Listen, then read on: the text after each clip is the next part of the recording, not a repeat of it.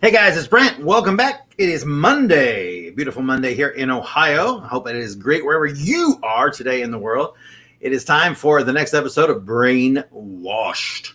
Because you know we all are. From the moment we're born, we're brainwashed, we're programmed by our friends, family, society at large. And that's the programming that's running in our mind to this day, and it's destroying our life. That's why we're here. We'll tell you how to get in there and change that rusty programming to start living the life that you deserve. And guess what? It's effortless when you know how to do it. If you're fighting against life, you always know it's wrong when you get that feeling. It's supposed to be easy and effortless. We're going to talk about that today. You know, this is the part. If you missed the first a few episodes of Brainwash, they're going to be linked down below. You don't really have to watch them in order. Each part kind of stands on its own, but it is good if you go back and you'll understand the terminology that I use. So go back and watch those. I guarantee you these are life-changing, this material. So trust me, if you missed them, go back, take a look, all right? Today, we're going to be talking about the 4 secrets of healthy relationships in the game. For instance, if you don't know what I'm talking about when I say game, then you need to go back because we discussed that earlier. But life really is just one big game. And in it, we set up all these little mini games that we try to win. So what we're going to tell you about here is how you can go about winning those games without making anyone else lose. This today, though, is about relationships, and we're going to go real deep. All right. The first thing that I want you to get in regard to relationships, it has to do with playing back some of those old pictures of your past. Specifically, what I want you to do is look carefully at the unconscious world out there and see the devices it uses when a declaration is made that a relationship is over. Think about it. What happens when one or both of the people decide that a relationship is over? And by relationship, remember, life is made up of relationships. It's not just romantic. It's all sorts of relationships, all right?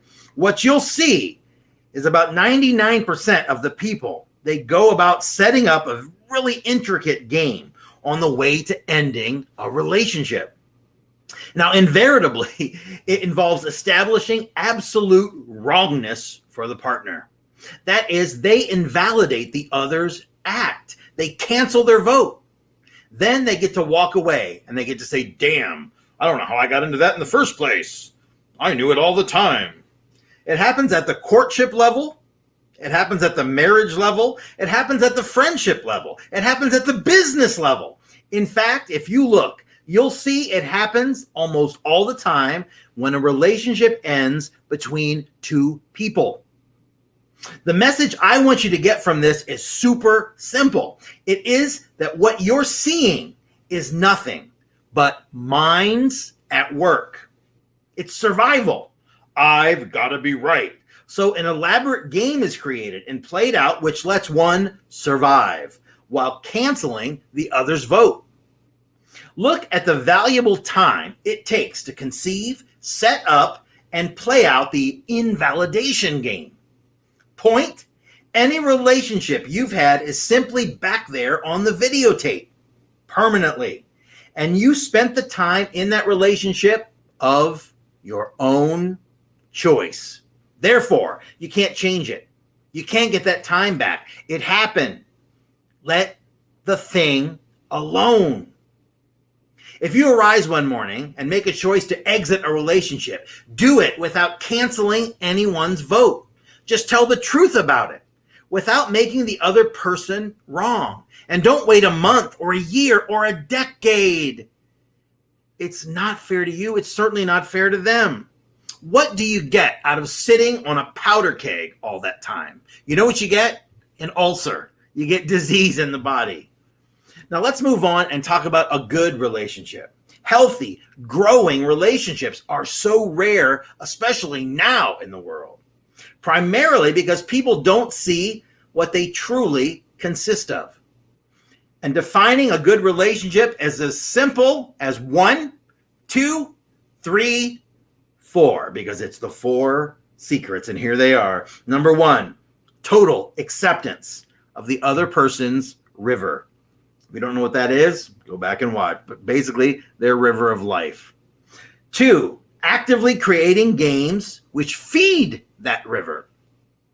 3, creating a safe space for the other person and having him or her know that you will never violate it. And finally, 4, communicating with the other person about the 3 things I just mentioned. Now let's start at the beginning with acceptance. This one is extremely basic. It has to do with complete understanding and acceptance of the fact that the other person is indeed on his own river, and that has his own purposes, goals, ideas, whatever. And when it gets down to those basic individual purposes, neither he nor you can change the direction or the flow. Sure, you can try to push the river around or get in the canoe and row against it, but you better get the idea that it's going where it's going, no matter what either of you decides. To push that river is equal to delaying the action. It's futility. So there's no change of basic purpose involved in a good relationship. Just to be certain that you're clear on that point, I'm not talking about the incidentals in life, like leaving your clothes all over the place or being late. Those things you can successfully change with no effect on the relationship. But at the nitty-gritty level, you'd better be at acceptance if you want to be happy. And you know what? Whatever the nitties are for you, well, that's what they are. Look and know what your basic life purposes are. I can't recite them for you because I'm not you. This is a place where you can observe the unconscious world rowing against the river for a lifetime. Look around you. How many people are stuck in relationships when it's transparently obvious that they don't belong there? Are you? The second criteria for a good relationship is where you can begin to see whether 2 people are really getting it on together, where they're on the same wavelength. If they are, you'll see that each of them actively feeds the other's purposes. Both of them create little games for the other to play that really turn him on, and they really enjoy seeing the other person doing their thing. Not many relationships are like that, but it's the unmistakable sign of a good and growing one. A perfect example is, let's say the guy is relaxed and easy about life, very informal. So what does that mean? Old blue jeans and a t-shirt and going off to the mountains to fish, right? She's into people and big dinner parties. The point is simple. If they expect to have a growing, healthy relationship, the first step is acknowledgement of the other, acceptance of those purposes, and then feeding the other. That's when a relationship is happy and effortless. You shouldn't have to struggle. You shouldn't have to fight. You shouldn't have to work against anything. Creating a safe space for the other person, well, that consists of nothing more than expanding your space to include a corridor where the other can come in at any time, dump anything that they choose, have you acknowledged what it is they've dumped, and then just leave it there on your tape. Your partner must know, and I mean know intuitively, implicitly, that you will never use the information or the evidence against them at any time for any reason, even when only the 2 of you are involved. Sometimes the dump material is called a secret or could be a confession or whatever. The subject matter isn't important. No matter what it is, if your relationship is getting better all the time, the other person will know that whatever was dumped will stay in the dumped pile. You may have a discussion about it, but you will never use it against them. The final point is communication. If you're not talking, you're coming to the end of the line, my friends. Oh, you can be sure you can tie a need knot at the tail end. You can hang on desperately. But you should understand clearly what it is that you're doing. You're just surviving and nothing more.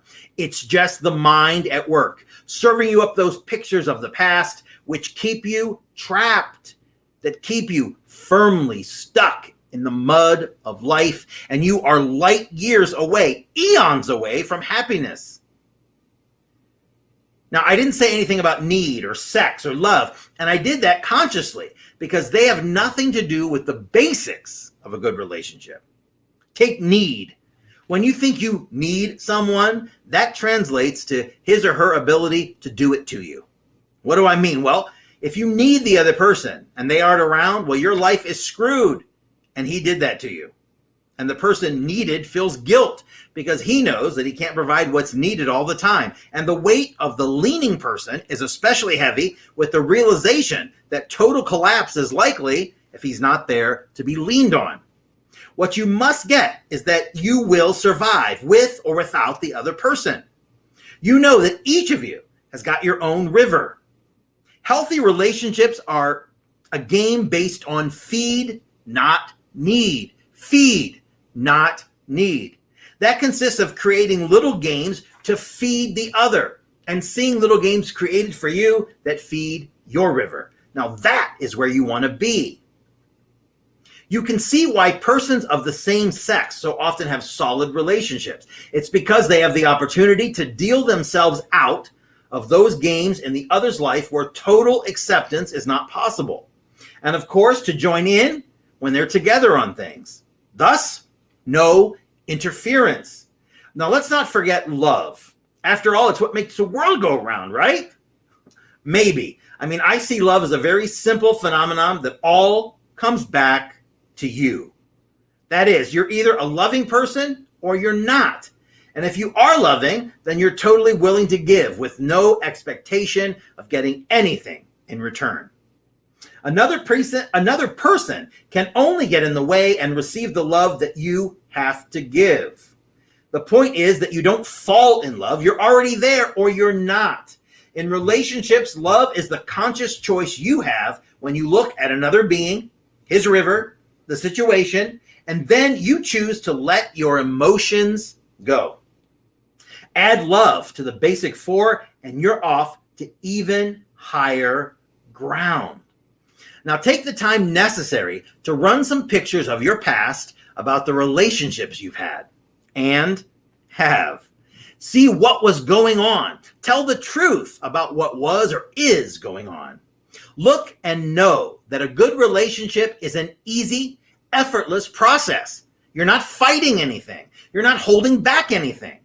How good are your relationships with your husband or wife, your girlfriend or boyfriend, parents, kids, friends, business associates? Look, we're going to deal with sex real quick. Sex is simple. It's another conscious choice you have, whether you like it or not. That means when you're hot, you're hot.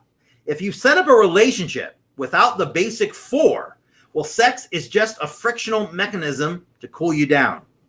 Add it to the basic four, and you really get to sail along in ecstasy, because you will then get to see that sex is part of the other person's river too.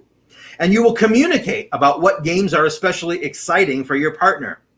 Then you proceed to feed those purposes, and everyone is happy. We're now at a point where we can discuss a phenomenon that I like to call pigeonholing. And you know what this is. The unconscious masses out there are doing something with people who come into their lives which is absolutely abysmal. It is that they never let the old videotape pictures alone. More specifically, when a person enters your life, you take the pictures of them. And then you store those pictures in a very special place and go back there and haul them up every time this person re-enters your game. You've got them pigeonholed. They are stuck. They are trapped in those old pictures of who you think they are, what their purposes are, and how it all fits into your game. Let me give you an example. We label everything in our lives, from the tree that's in front of you to people. And with people, it's dangerous. Say you meet someone in your life. You met them once. They were sloppy drunk. They embarrassed themselves. They embarrassed you. And so in your video library of your mind, you've got them labeled as the drunk. And every time you see them, those are the pictures that you haul back up. Well, maybe what you don't know is that they've never had a drink in their life. And that night was the first time. Maybe their father died. They were very close. They went out. They had a bender. And you saw them in a low moment. And to label them the drunk for the rest of their life in your pictures is insane. But we do that. People change, damn it. Get the idea that every time you see someone, you should take new pictures. Seek out what's new for the person. Ask him about changes in his life and spend a little bit of time putting a new episode on that video. When you look through the camera of the present, each time, actively look for what's new and different about the person. Shoot new film. Stop locking people into your old pictures. That includes people and even more so that you deal with every day, like your wife, your kids, your business associates, your friends, whoever. I want you to become aware of the fact that the unconscious masses, they use pigeonholing to fulfill new needs in their lives every time that need arises. People have a pigeonholed picture which show them exactly what a marital partner should consist of, okay? So how it got there is incidental. What's important is that it's there and that they act on it. You see people who marry that perfect picture the first time around, they split from it, but then, incredibly, they haul up the same flawed picture and they marry it again. Exactly the same kind of person again. Put your relationships against the true test, the basic 4 secrets, and let the old pictures alone. They're in the past where they belong. Relationship games come alive when they're based on newness, freshness, exciting creations. No old pictures. The players get to see very clearly that they are where they are every moment because of their choices, because they chose to be there. They understand that it's okay to change their minds. They see very clearly that they will only be in the relationship for as long as they choose to be there. The truth is that marriage is nothing but an arrangement, an agreement. It's not a goal like so many unconscious people think. And now, a little word about who wields the power in relationships. Nowadays, male, female, male, female, female, doesn't make any difference. But if we were looking at male, female, if you look at that game of life, you can see most of the time that the woman has more power than the man. In fact, men are chickens, and I speak from experience. The power in life is nothing more than the speed with which you can move from games. You take your games from the B stage to the have stage. The less time spent in the doing, the faster you get to have what you want. And you can plainly see that most women are a hell of a lot less inhibited about taking those leaps than men. You know, it doesn't matter why. It's just the truth. Another interesting thing, which I think is related to the reluctance of most men to accept the power that the girl has to give, is that most women end up holding back some part of themselves in a relationship. It always seems like they're waiting for that white knight who's going to ride up on the horse and whisk them away to some legendary kingdom of happiness. First of all, know that you put in your relationship, that you put you in the relationship that you're in. There's no other way to say it that's more cleanly. You are responsible for being in this relationship, whatever relationship it is. Look and know that what it is really is. There are no knights left out there. It's just the guy that comes in the front door every night. So why not try with him? Why not try to give him all you have? Because you'll never be able to recapture that time. Can you edit it when it's over? No. So you have a choice about either remaining or leaving. And while you choose to remain, then get with it. Be with it here and now. It's not fair to either of you.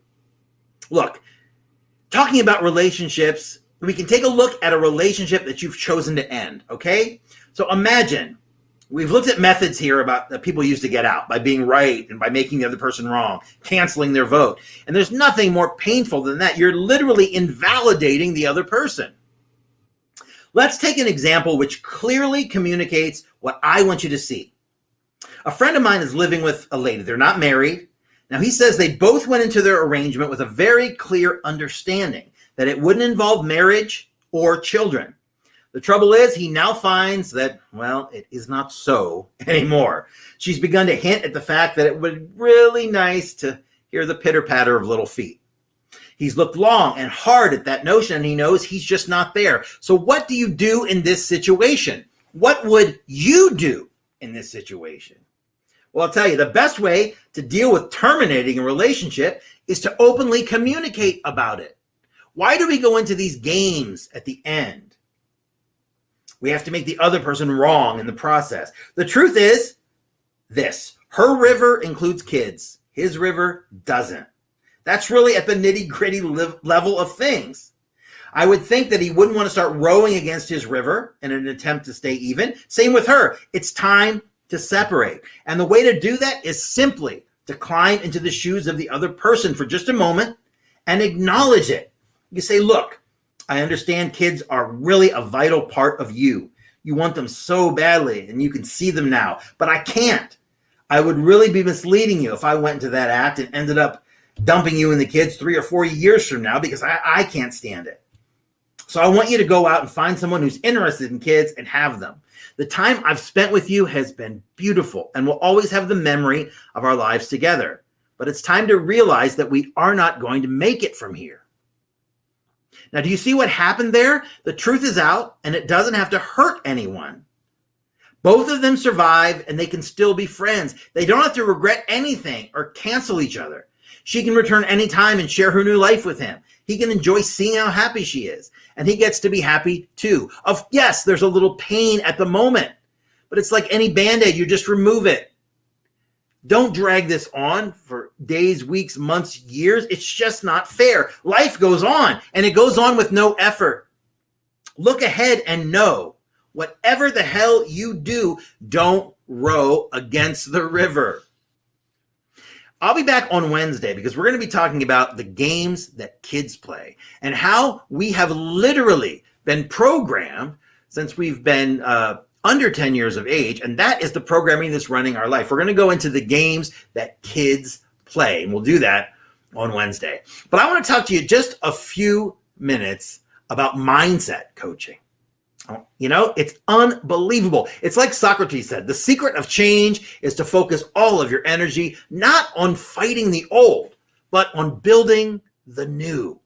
And your mindset plays a critical role in how you view life.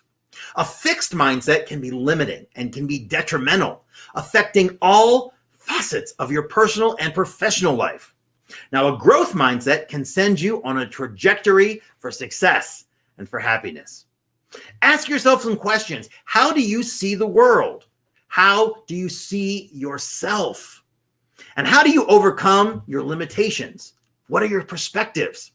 Well, a mindset shift can be one of the most transformative shifts a person can make. It can open you up to a world you didn't know existed and open you to opportunities and experiences that will enrich you for a lifetime. Let's work together to rewire your mindset. Let's give you the skills to be the best version of yourself and unlock your full potential. I mean, my God, you've had the key in your pocket all along. It's time to use it. Together, we will train you to hone in on your mindset. We will see if your mindset is growth or if your mindset is limited. We will allow you to create a gateway for positive beliefs, behaviors, and emotions. And guess what? It'll bring opportunity and positivity into your life. I will help you uncover the beliefs, the blocks, the behaviors, and the habits that prevent you from living your fullest, greatest life. Now, I can help you if you're one of the many people who feel lost. You've tried everything, but nothing's worked. And you believe that something holds you back from success. If you're willing to make positive changes in your life, if you feel overwhelmed and have a strong desire to move forward, if you have limiting beliefs holding you back from reaching your personal and career goals, if you've set your goals, but you need motivation from the outside, if you're ready to take action and make those dreams come true, if you acknowledge the gaps in your life and you're ready to fill them in, and you want to discover the clarity of your goals, well, mindset coaching is what you need. During our sessions, you'll be getting a clear understanding of who you are and what you want from life. We will unlock and remove unconscious patterns. We'll do that with solution-focused conversations to change your negative thinking into positive thinking. By applying my personalized transformation techniques, we'll replace those negative patterns with new ones, and we'll help you move forward to achieve your goals much more quickly and easily. I am dedicated to rewiring my clients' mindset and allowing them to be the very best version of themselves and unlock that full potential. If you'd like some more information, visit brentwebb.info/coaching. More information, brentwebb.info/coaching. If you've not joined our Facebook community, well, now is the time. We are a like-minded group of students. We are banded together, taking control for the very first time, some of us, of our lives, letting go of our past and the blocks that hold us down, setting real goals and making positive choices for the future. Fantastic content each and every day. Join us. Invite your friends and family, facebook.com/groups/students of self-empowerment. And finally, if you're looking for a way to help us, the best way you can do that is by support with engagement. Like everything, share everything, comment on everything, and join and subscribe to our YouTube channel. We have thousands of members in our Facebook community and nowhere near that on YouTube. So take a moment right now and go subscribe. Over 200 videos. We working our ass off for you guys, so we cover every topic we can to get you through your journey.